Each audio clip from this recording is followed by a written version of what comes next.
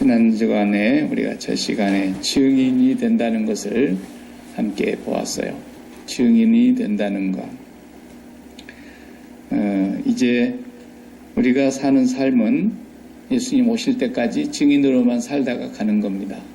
무슨 증인이냐? 예수 믿었더니 이 땅에서 대박났다더라. 뭐 이런 얘기는 아닌 거예요. 그런 간증으로 오는 사람들이 온다 그러면은 우리는 그런 소리는 귀 기울일 필요도 없어요. 그런 걸 증인으로 하라고 주님께서 우리를 세우신 게 아니거든요. 증인이라는 것은 분명히 앞에 누구를 가리켰어요. 성령이 임하시면 권능을 받고 예루살렘과 유다와 사마리아 땅까지 이르러 대박나는 증인이 되리라 그러는 내 증인이 되리라. 예수님 증거라는 거죠. 예수님 증인서라 그러는데 맨 쓸데없는 증인들이 간증한다고 그러면 안 되죠. 그래서 자녀를 잘 기르는 법, 그러면은 그것은 교육학을 전공하신 박사님들이 강의하는 데 가셔야 됩니다. 갈 필요도 없지만 솔직히 말해서 예수를 잘 믿는 박사님이 가르친다면 갈 필요가 있을는지 모르나 일반 세상에서 뭐 예수도 안 믿는 사람들이 뭐 자녀 잘 기르는 법을 가르치는들 우리하고 그게 얼마나 맞겠어요. 뭐 이 세상 속에서 어떤 형통에 관련되어 있는 것들을 증인으로 말하는 것은 그건 이미 교회가 타락한 것입니다. 하나님 나라와 예수 그리스도 그분의 증인이 되라는 것이죠. 거기를 증인 안 하려면은 다 소용없는 겁니다. 그래서 성령의 세례를, 성령으로 세례를, 오늘 우리가 그것을 본문의 5절에 보면은 요한은 물로 세례를 베풀었으나 너희는 몇 날이 못되어 성령으로 세례를 받으리라. 그래서 사도행전을 우리가 이제 한 절씩 이렇게 살펴가니까 성령으로 세례를 받는다는 말씀이 무슨 말씀인가부터서 정리를 해야 되겠어요. 왜냐하면 성령 세례라는 말이 성경에 사실은 없어요. 정확하게 말하면 성령 세례라는 말이 없고 성령으로 세례를, 성령으로 세례를. 그러니까 그걸 그냥 줄여서 사람들이 성령 세례라 이렇게 말을 한다고 우리가 지금 그냥 쓰고 있어요. 그런데 또 성령 세례라는 말을 말고 성령이란 말을 붙여서 성령 충만 이런 말도 쓰고 있단 말이죠. 이건 성령의 충만이라는 말도 성경에 있어요. 에베소서 5장에.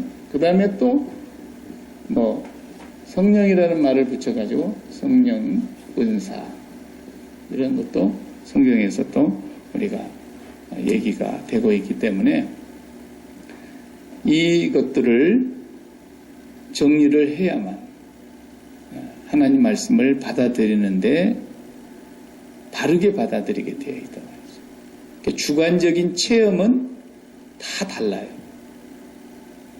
100명이 예수를 믿었는데 100명의 체험이 절대로 같을 수가 없고 체험이 다 다르니까 주관적인 것을 가지고는 진리라고 말을 하면 안 돼요. 불교인들도 자기들 나름대로 신비한 은사가 있어요. 신비한 은사가 있어요. 자기들도 교리에서 그런 걸 얘기해요. 그러니까 어느 종교에나 있는 거예요. 성경에도 그걸 말씀하셨어요. 귀신을 섬기는 사람들에게서도 기적과 표적과 이적이 나타날 거다라는 거예요. 우상 숭배하는 사람한테서도 나타나기도 하고. 그래서 불교 승려 하나가 하버드 대학에 가서 강의하다가 이 땅에서 내공으로 한 30cm 떠버렸어요. 양말 개고 앉아갖고 정자세로 앉아가지고 내공으로 30cm가 공중으로 떠버렸다니까. 그러니까 그냥 하버드생 중에서 어떤 사람이 바로 저거다. 그래가지고 쫓아가가지고 지금 한국에 가서 중된 사람 있잖아요. 하버드 다니다가 그만두고 머리 깎고. 못 보셨어요? 텔레비전에 가끔 나오던데. 그러니까 30cm 뜬 것 보고 저거다라고 그냥 쫓아간 거야. 하버드 다 내변 던져버리고. 그러니까 주관적인 무슨 체험을 가지고 얘기를 하면은 전부가 다 100사람이면 100가지 말이 나와버리는 거예요. 우리는 성령은 진리의 영이라고 말씀하셨기 때문에 진리 가운데로만 인도하시고 말씀만이 진리라 그랬잖아요. 예수님께서. 그러니까 말씀을 읽어가다 보면은 자연히 답이 있고 거기에서 우리의 길을 다 안내해 주는데 체험한 사람들이 막 큰 소리를 치니까 체험 못한 사람들은 기가 죽어가지고 그저 그냥 그런가 보다. 그리고 가다 보니까 오합지졸이 돼버렸어요. 그래서 성령으로 세례를 받는다라는 말을 오늘 본문에 말씀하고 있지 않습니까? 이것은 약속이에요. 약속. 그리고 성령으로 세례를 받는 것은 한 번 있는 일이에요. 그러니까 성경을 제대로 보지를 않으면서 그냥 주관적인 체험만 갖고 얘기를 하든지 아니면 누구한테 들어가지고 그냥 하고 그렇게 하기 때문에 자기가 맞는지 뭐 안 맞는지 객관적인 증거가 없잖아요. 근데 하나님의 말씀에 보면은 성령 세례와 성령으로 세례를 받는다는 말과 성령으로 충만하라는 말과는 분명히 구분이 되고 있어요. 그리고 성령이 은사를 주신다는 말씀도 성경에서 분명하게 설명을 하고 있어요. 은사는 누가 주시는 것이며 왜 주시는 것이며 또 은사를 우리가 어떻게 사용해야 되는 것이며 다 성경이 설명하고 있단 말이죠. 그래서 성령으로 세례를 받는다고 하는 것은 일생에 한 번 있는 얘기예요. 그 성경에도 원문에 보면은 부정 과거형으로 써놨어요. 헬라어의 부정 과거형이라는 것은 그 과거형으로 쓰는 것은 한 번 있고 다시 없는 일이라는 뜻이거든요. 한 번 있고 그것이 계속된다는 뜻이에요. 한 번만 딱 있고 계속된다라는 거예요. 그리고 성령으로 충만하라라고 하는 것은 이것은 날마다 시간마다 분초마다 계속 반복돼야 된다는 뜻이에요. 이건 현재형으로 써놨어요.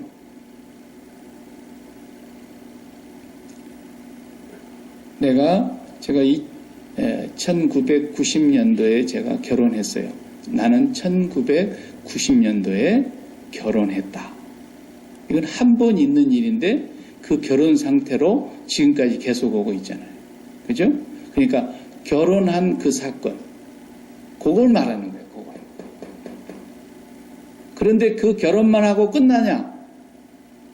그게 아니라 결혼을 했으면 그 다음부터 부부가 사랑하고 더 알아가고 더 신뢰가 쌓이고 더 믿음이 굳어지고 서로 존경하게 되고 이렇게 해서 더 아름다운 더 행복한 더 기쁨이 충만한 그런 가정 생활을 이루어 가야 되는 것은 그건 날마다 반복돼야 되는 거란 말이에요.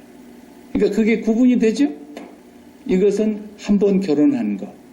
이건 결혼 생활을 날마다 풍성하게 지속해 나가는 것. 그것이에요.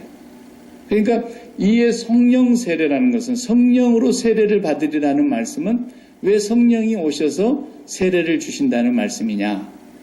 예수님께서 오셔서 이 세례를 말씀을 하셨어요. 우리가 이제 성경을 보면은 오늘 5절을 우리가 읽었고 그 다음에 마태복음 3장 11절 12절을 보면 예수님이 어떤 분으로 오시는가를 세례 요한이 설명하는 거예요. 3장 11절에 나는 너희로 회개케 하기 위하여 물로 세례를 주거니와. 지난 시간에 우리가 보았죠. 세례 요한은 회개의 세례를 물로 베풀었단 말이에요. 요단강에서. 회개의 세례를 물로 주거니와. 내 뒤에 오시는 이분이 누구겠어요? 예수님 뒤에 오시는 세례 요한은 예수님의 길을 예비한 사람이고 세례 요한의 뒤에 오시는 분은 당연히 예수님이시죠. 그 예수님은 나보다 능력이 많으시니 나는 그의 신을 들기도 감당치 못하겠노라. 그 예수님은 어떻게? 성령과 불로 너희에게 세례를 주실 것이요. 그랬어요. 그러니까 불로 세례를 준다는 말이나 성령으로 세례를 준다는 말은 하나는 비유요. 같은 뜻이지만. 그래서 예수님이 오셔서 불로 성령으로 세례. 그래서 세례를 받을 때 불의 혀같이 각 사람 위에 임하더라 그랬어요. 그러니까 불이라는 뜻은 아니고 불의 혀같이 불 같더라 그 말이에요. 불 같더라. 그러나 성령이 항상 또 불 같기만 합니까? 예수님은 세례 받으실 때 성령이 강림하셨는데 불 같은 성령이 강림하신 게 아니고 비둘기 같은 성령이 그 위에 강림하시더라 그랬단 말이죠. 그러니까 성령을 어떤 한 단어로 딱 명칭으로 똑같다 이렇게 말할 수는 없어요. 그 상황에 따라서 사람에 따라서 성령은 자유롭게 역사하시는 분이야 그냥. 우리가 오란다고 해서 오는 분도 아니고 가란다 해서 가는 분도 아니고 우리가 이런 모양으로 와달라고 그래서 이런 모양으로 오고 그러는 분이 아니에요. 성령은 하나님이세요. 하나님을 우리가 어떻게 그렇게 부릴 수가 있겠어요. 그래서 이 성령으로 세례를 받는다고 하는 얘기는 또 성경에 보면 능동형으로 쓰여 있질 않아요. 수동형으로 쓰여 있어요. 수동태. 수동태가 뭐예요? 나는 가만히 있는데 그냥 위로부터서 성령이 오시는 거예요. 나를 뚫고 들어오는 거예요. 내가 막 옷이 없어서 그래가지고 내가 받는 능동형이 아니란 말이에요. 성령으로 세례를 받는다는 말은. 그러니까 성령으로 세례를 받는 것은 하나님께서 우리에게 성령으로 세례를 주시겠다고 약속하신 거예요. 약속하신 거예요. 예루살렘을 떠나지 말고 기다리라. 너희가 이 성에 앉아 있어라. 유아라는 그 동사가 앉아 있어라 그런데 앉아 있다는 뜻이야. 앉다. 그러니까 예수님께서 약속하시고 올라가셨는데 성령이 오실 테니까 예루살렘에서 약속하신 분을 기다려라. 이 성을 떠나지 말고 여기 앉아 있어라. 이렇게 말씀을 하고는 약속하신 그날에 정확하게 성령님이 하나님께서 보내주신 성령님이 오신 거예요. 성령이 오시옵소서 한다고 해서 하루 앞당겨 오는 것도 아니고 성령이 오지 말라고 그렇게 민다고 해서 성령이 안 오시는 게 아니라 반드시 그날 오시기로 약속이 돼 있었던 거예요. 우리의 의지나 우리의 요구사항하고는 전혀 별개의 문제예요. 성령은 그렇게 오신 거예요. 이 세상에. 언제 오셨냐? 오순절날 오셨어요. 그 왜 오순절날 하필이 오셨느냐?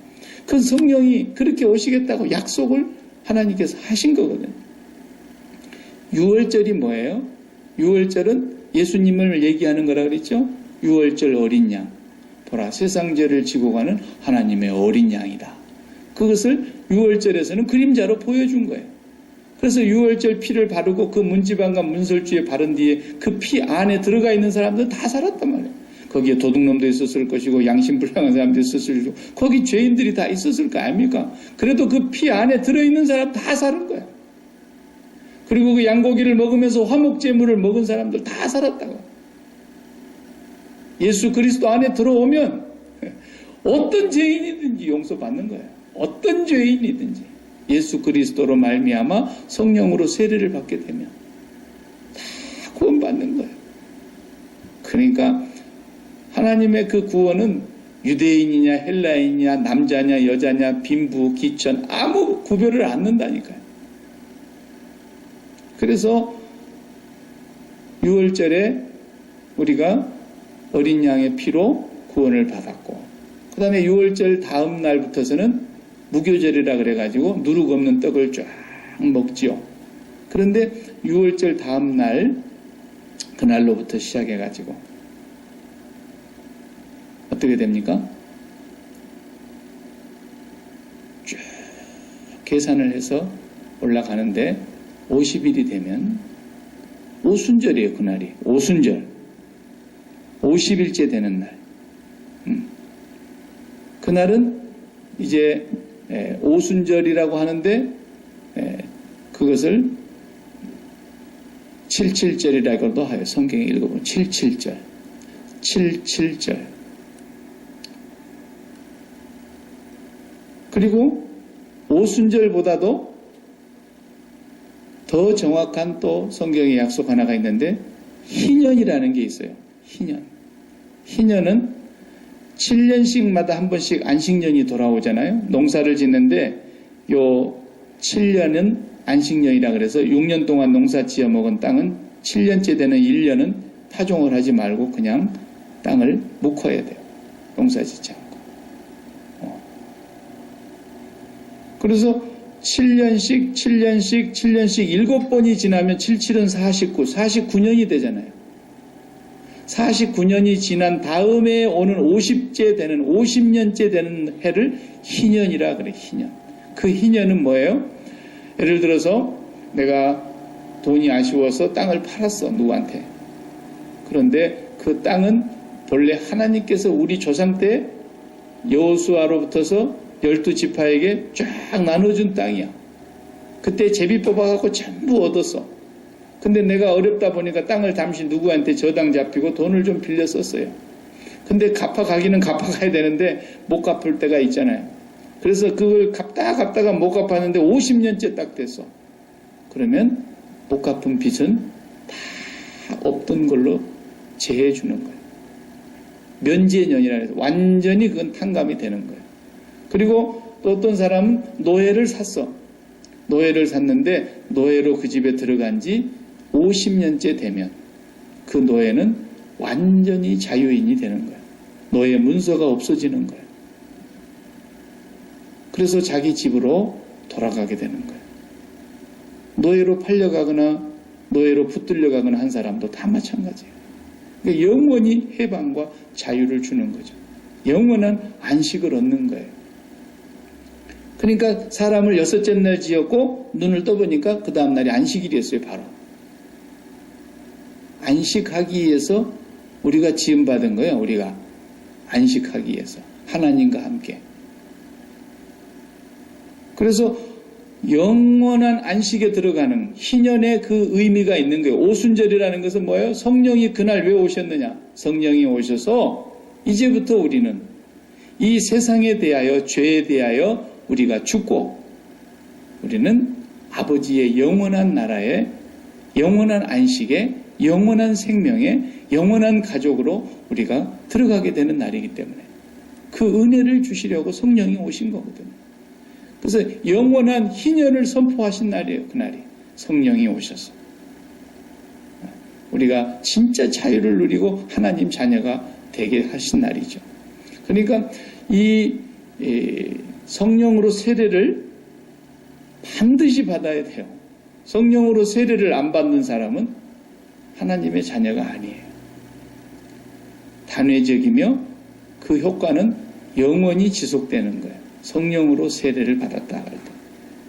그래서 성령으로 세례를 받는데 또 뭐라고 말씀하냐면 세례 요한이 그분이 오시면 손에 키를 들고 자기의 타작 마당을 정하게 하사 알고 근모와 곡간에 드리고 쭉정이는 꺼지지 않는 불에 태우시리라.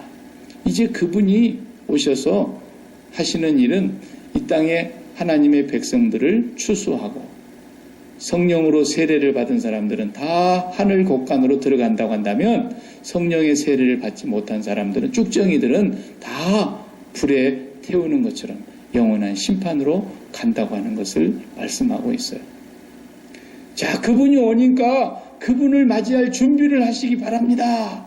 하나님의 나라가 이제 가까이 옵니다. 라고 회개하고 하나님 나라에 참여하도록 부른 그 사람은 세례 요한이고 세례 요한은 그래서 회개의 세례를 선포하면서 요단강에서 물로 세례를 베풀었던 분이고 예수님은 오셔서 그 사람들의 죄를 이제 진짜 씻어서 죄를 깨끗이 씻어서 하나님의 백성으로 거듭나게 해서 영원한 생명으로 우리를 인도하시는 그 성령의 세례를 말하는 겁니다. 그래서 우리 다시 한번 읽어보겠어요. 다 같이. 무릇 그리스도 예수와 합하여 세례를 받은 우리는 그의 죽으심과 합하여 세례 받은 줄을 알지 못하느냐. 세례는 항상 죽음과 관련이 있어요. 물에 갖다가 왜 이렇게 푹 담그냐? 왜 물을 위에다가 붓느냐? 위에다 물을 붓는 것도 초대교회 의식 중에 하나고 가서 그냥 냇가에 가서 몸을 담그는 것도 세례의 방법이었는데 어쨌든 물에다가 푹 담그는 것이 더 의미가 깊은 것 같아요. 제가 볼 때. 저는 장로교 목사하고 침례교 목사는 아니지만 그 물속에 깊이 쏙 들어간다는 건 뭐겠어요? 죽음을 의미하는 거예요. 죽음. 노아의 홍수 때 물이 온 세상을 다 덮어서 죽음이 온 것처럼. 죽음. 그래서 물은 세례를 의미하고 그 세례는 반드시 죽음과 연관이 있는데 여기서 말하는 이제 성령의 세례를 말하려고 하다 보니까 성령의 세례는 예수 그리스도와 연합하여서 세례를 받는다는 말은 뭔 말이냐? 그의 죽으심과 연합한다는 뜻이에요. 세례라는 말이. 예수님의 죽으심이 나를 위해서 죽으셨구나라는 것만이 아니라 그것은 부족해요. 예수님이 나를 위해서 죽으신 것은 맞아요. 그러나 내가 죽은 거예요. 내가 죽은 거라고. 나를 죽이려고 예수님이 죽으신 거죠. 예수님의 죽음은 곧 나의 죽음이에요. 예수님만 죽고 나는 안 죽는다. 그건 예수 믿는 게 아니에요. 그냥 머리로 믿는 거지. 예수님과 나와 함께 연합해서 죽은 걸 말해요. 하나가 돼서 죽었단 말이에요. 그래서 세례라는 말을 언제나 죽음이라는 말을 그래서 붙여 넣는 거예요. 그 이름으로 우리가 그의 죽으심과 합하여 세례받았단 말이에요. 세례받았다고 할 때는 언제나 죽었다라는 것을 전제하고 있는 거예요. 그와 함께 장사되었나니 언제나 죽음을 담고 있어요. 세례는. 여러분이 이제는 멸망받아야 될 그 죽음, 하나님 앞에 심판과 진노를 받아야 될 그 죽음이 없어져 버렸다는 거예요. 끝나버렸다는 거예요. 왜? 죽어버렸기 때문에. 예수 그리스도와 함께 죽어버렸기 때문에. 예수 그리스도와 함께 내가 죽고 예수 그리스도와 함께 부활하는 그런 새 생명의 사람을 만들어 주셨다는 거예요. 그래서 세례라는 말 속에 언제나 그런 의미가 담겨 있고요. 만일 우리가 그의 죽으심을 본받아 연합한 자가 되었으면 또한 그의 부활을 본받아 연합한 자가 되리라. 우리가 예수님과 함께 세례받았으면요, 반드시 예수님과 함께 부활할 겁니다. 죽음이 없어요, 우리는. 자, 보십시오. 다 같이 로마서 8장 9절 읽어볼까요? 만일 너희 속에 하나님의 영이 거하시면 너희가 육신에 있지 아니하고 영에 있나니 누구든지 그리스도의 영이 없으면 그리스도의 사람이 아니라. 성경은 무엇을 받고 있어요? 성령, 그리스도의 영이 성령이죠. 성령이 없으면 성령이 그리스도의 사람이 아니다. 크리스찬이 아니다라는 말이에요. 그러니까 크리스찬이라고 하는 말은 다른 말로 하면 그리스도의 영을 모신 사람이라는 거예요. 그 말은 다른 말로 하면 그리스도의 영이신 하나님의 영이신 분으로 세례를 받았다는 뜻이에요. 그리고 주님과 합하는 자는 한 영이니라 그랬다. 우리가 주님과 연합했기 때문에. 또 읽어봅시다. 고린도전서 12장 3절 다 같이. 그러므로 내가 너희에게 알게 하노니 하나님의 영으로 말하는 자는 누구든지 예수를 저주할 자라 하지 않고 또 성령으로 아니하고는 누구든지 예수를 주시라 할 수 없느니라 그랬어요. 그렇죠. 성령을 모시고 산다고 하는 사람이, 하나님의 영으로 세례를 받았다고 하는 사람이 예수를 저주할 자라라고 말할 수 있겠어요? 성령으로 하지 아니하고는, 성령의 세례를 받은 사람만은 반드시 누구든지 성령으로 세례를 받은 사람이라면 예수를 주라고 할 수 있다라는 거예요. 근데 성령으로 아니하고는 절대로 주라고 할 수 없죠.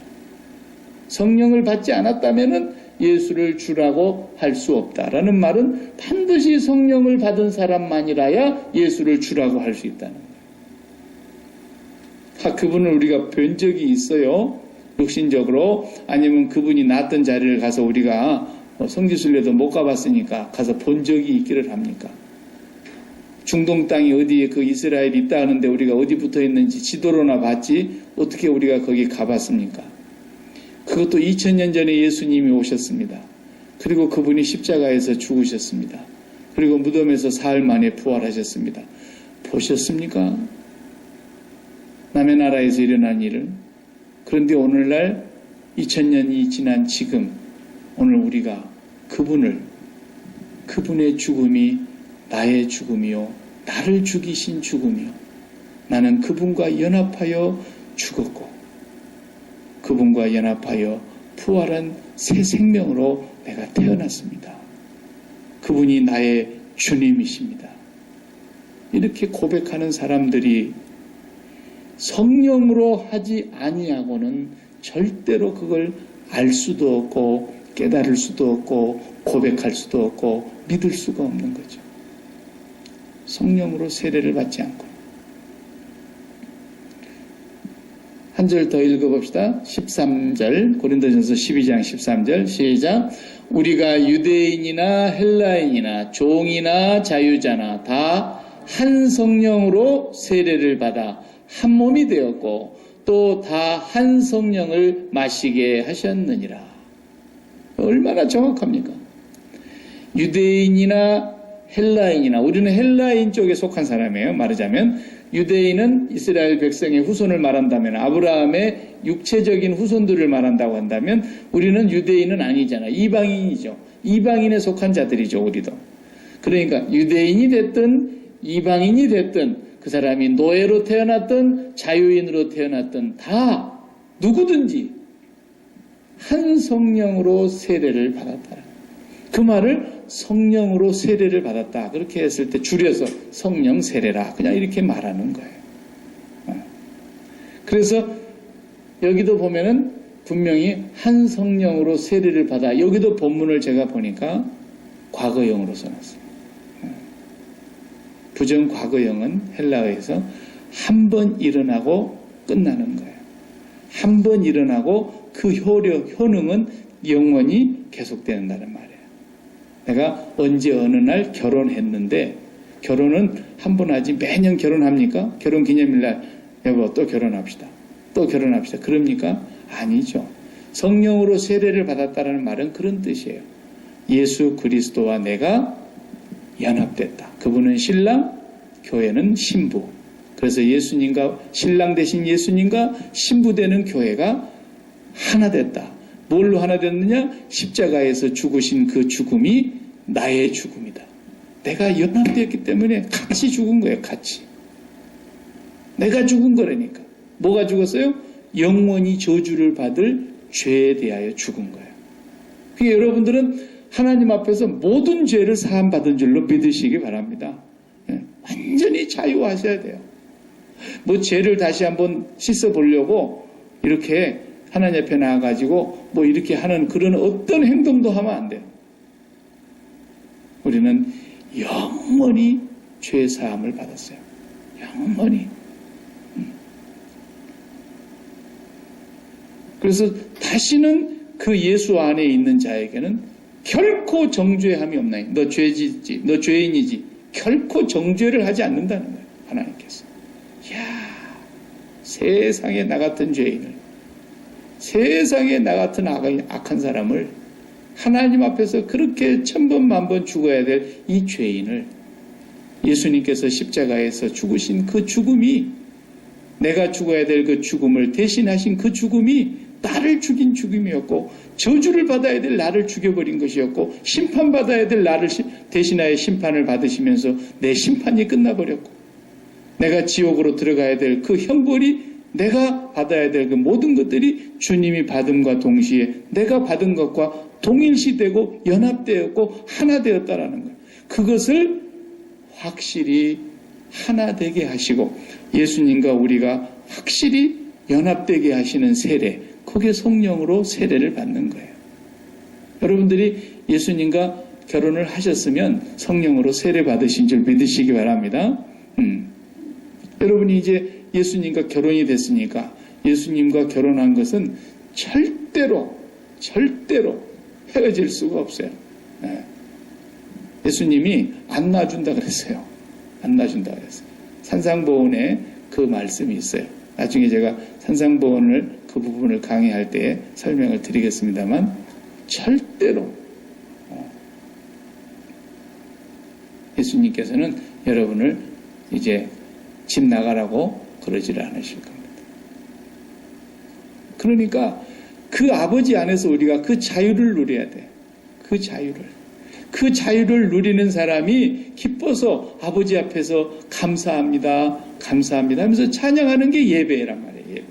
예배는 그 자체가 기쁨이야. 예배 드린다는 자체가 왜 예배를 드립니까?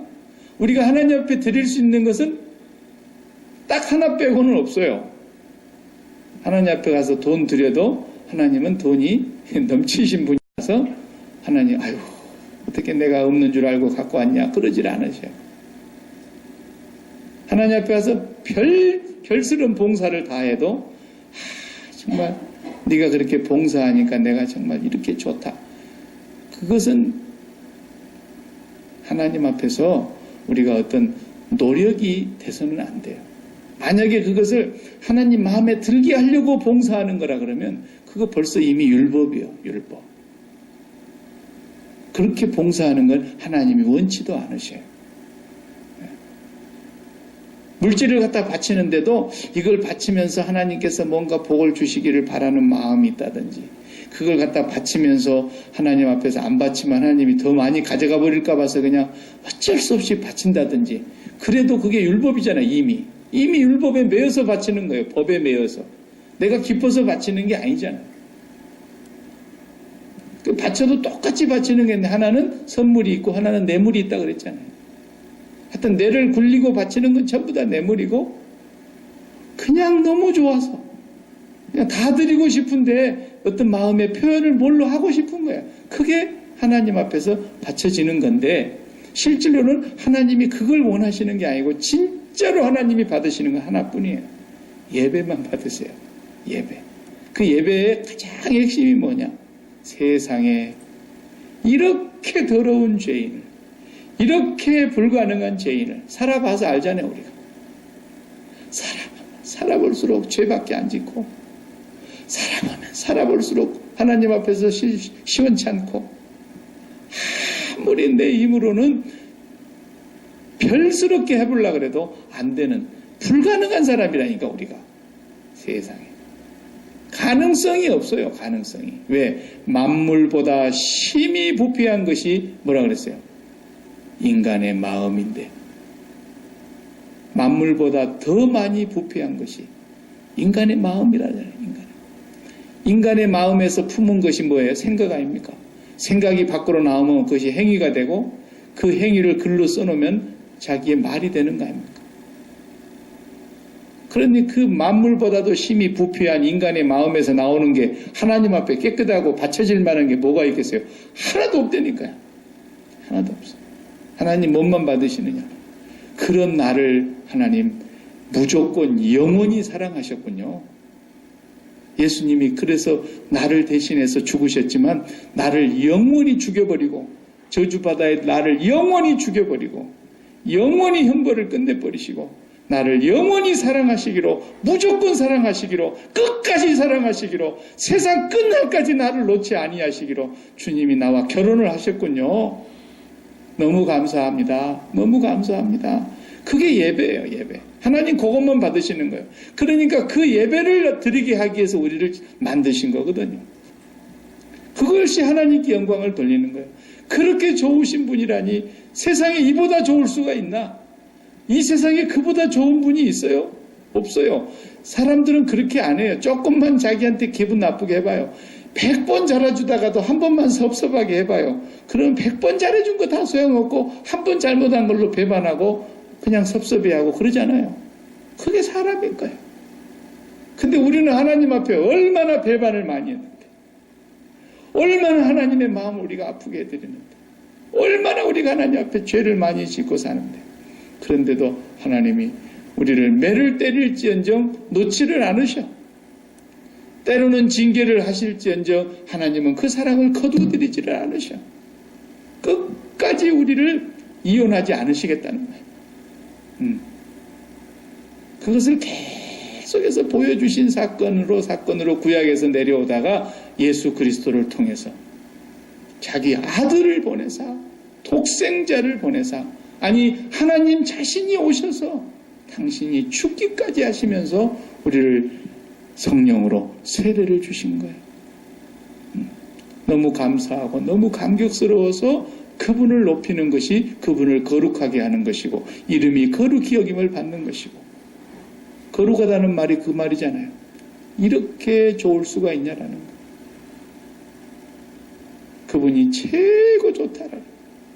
그분을 최고로 영광스럽게 여기는 거예요. 거기에서 찬송이 나오고 거기에서 감사가 나오고 거기에서 기쁨이 있고, 비록 내가 세상에서 좀 어떤 어려운 일이 있고 내 뜻대로 안 되는 일이 있어도 그것은 하나님을 생각하면 이건 아무것도 아니다라는 거예요.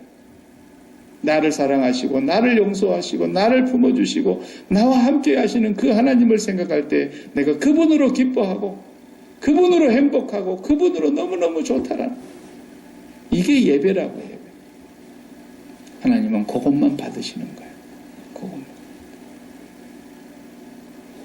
여러분들이 진짜 구원받은 사람이요, 성령으로 세례를 받은 사람이요, 정말로 여러분이 그리스도와 함께 연합을 해가지고 한 분이 됐다면, 하나가 됐다면, 주와 한 영이 됐다면, 우리가 매일매일 살아가는 삶이 예배의 삶이 되어야 될 줄로 믿습니다.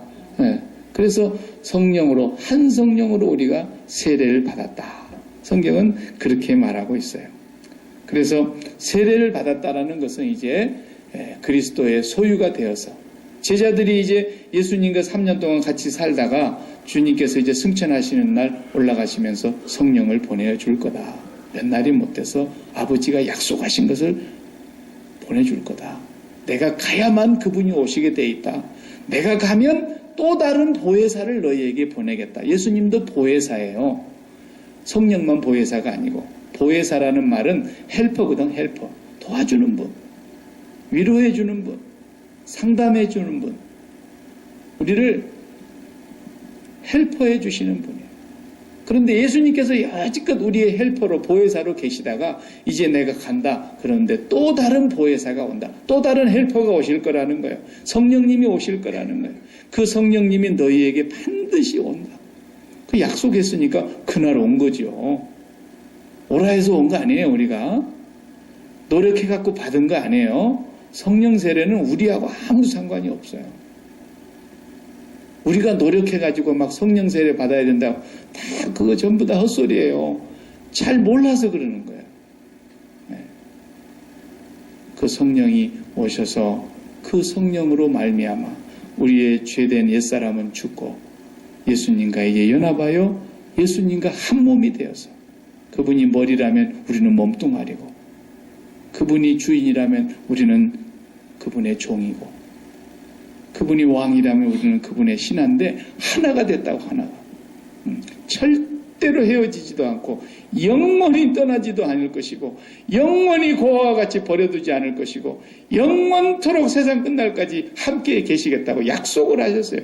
우리 약속 같으면 못 믿을 수 있지만 그분이 약속대로 오셔서 우리를 성령으로 세례를 주시고 약속대로 우리를 보증해 주셔서 아주 그냥 도장을 성령으로 인치셨다 그랬잖아요.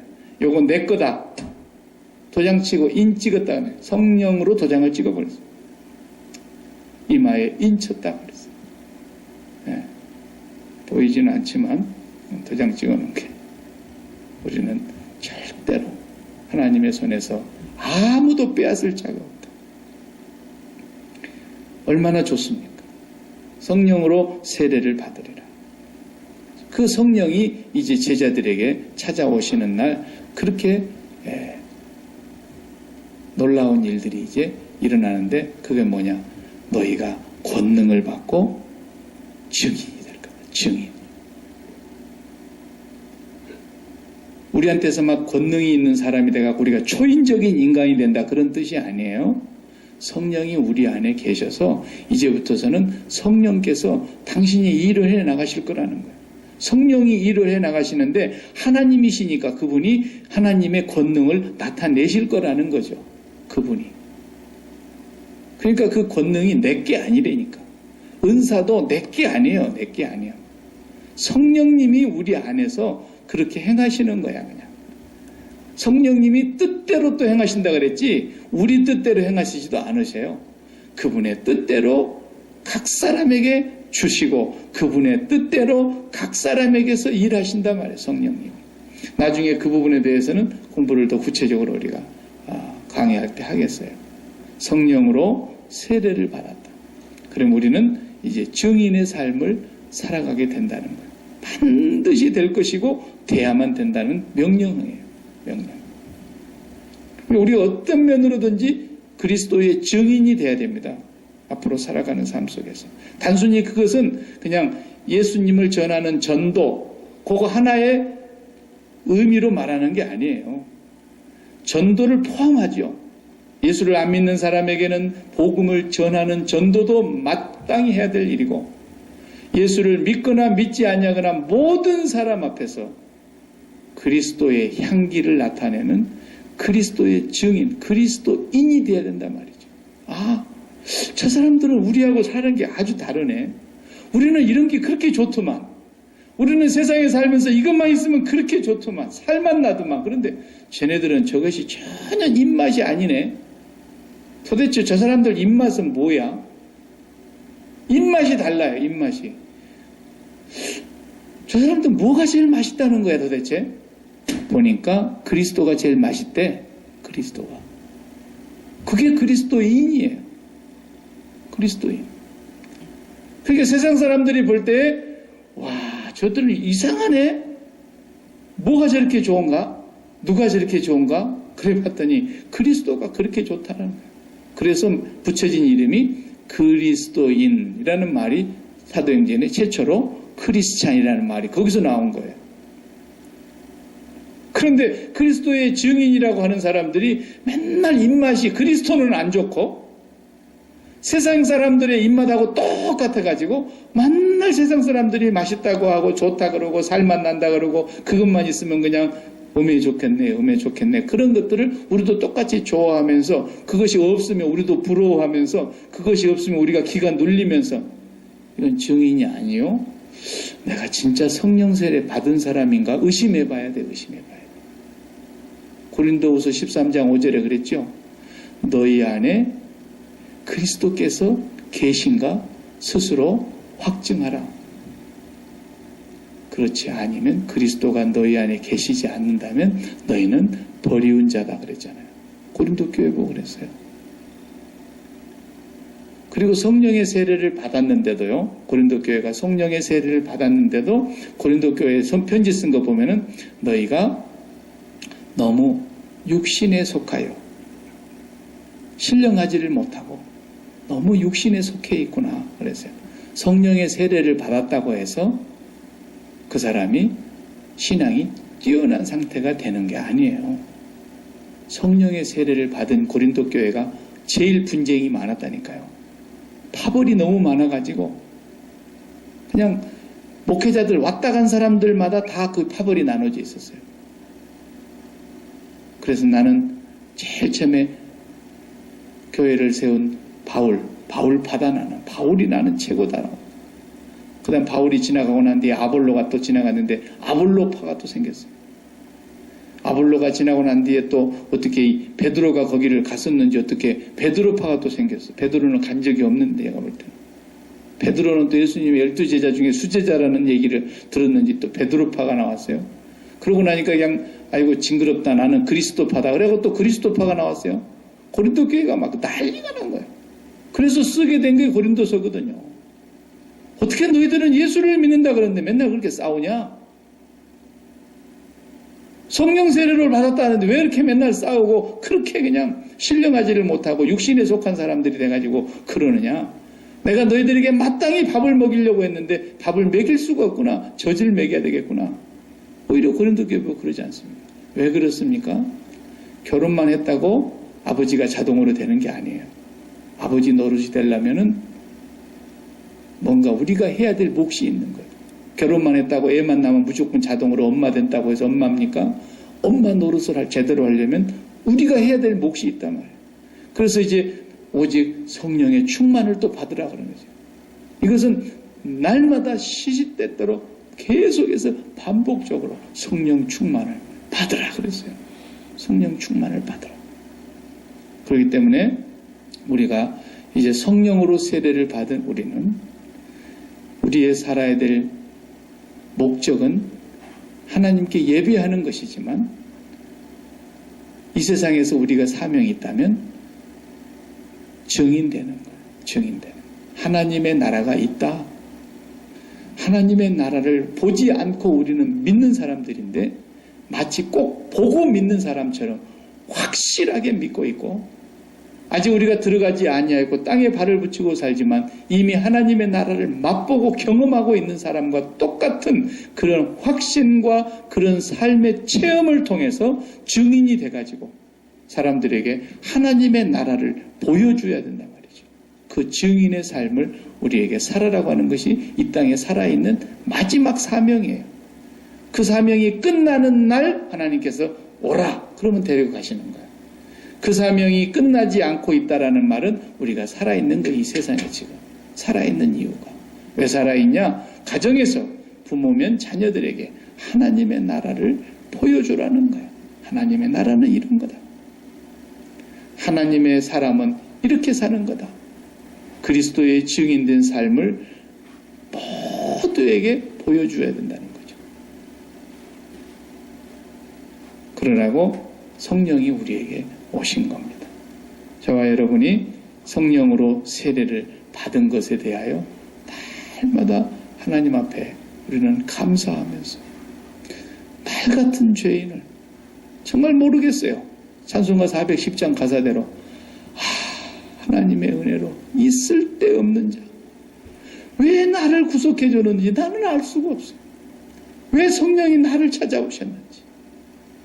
그 수많은 사람들 다 있는데 성령이 왜 나를 찾아오셔서 나를 만나주시고 나에게 예수 그리스도를 연합시켜 주셨는지, 그리고 예수 그리스도를 주로 믿게 하셨는지 나는 알 수가 없어. 나는 알 수가 없어. 너무너무 커요. 그 은혜가 너무너무 큰 거예요. 이제 그분과 함께 우리가 결혼 생활을 풍성하게 이루어가는 성령의 충만한 삶, 이 삶을 매일매일 구하고 지속적으로 우리가 그 삶을 살아가고 그러면서 주 그리스도의 증인이 되는 그런 교회, 그런 그리스도인 우리가 되기를 바랍니다.